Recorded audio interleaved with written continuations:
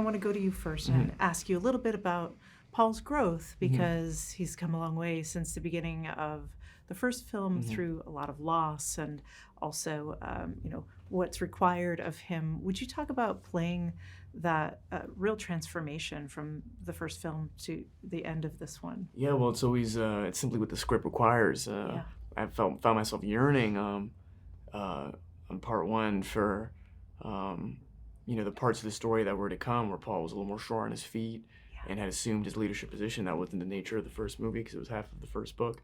And here it felt like there was an imperative responsibility to, at the beginning of the film, still be somewhat a fish out of water, and definitely subservient and sort of, if not obedient, then trying to simply be in the ways of the Fremen.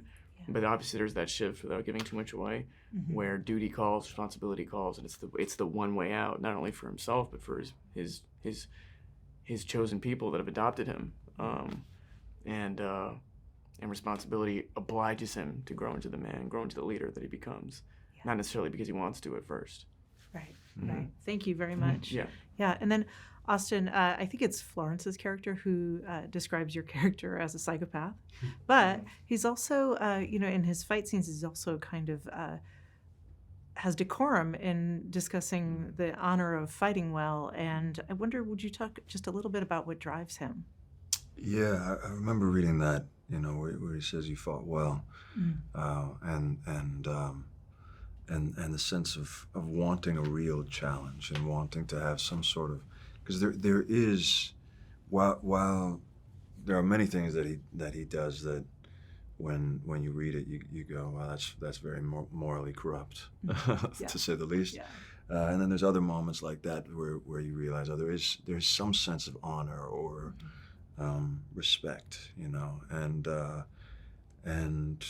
I think he's highly intelligent, and he just grew up in this brutality, and that makes you need to act in a certain way in order to survive and in order to get ahead and do what you think is best for yourself and for your family.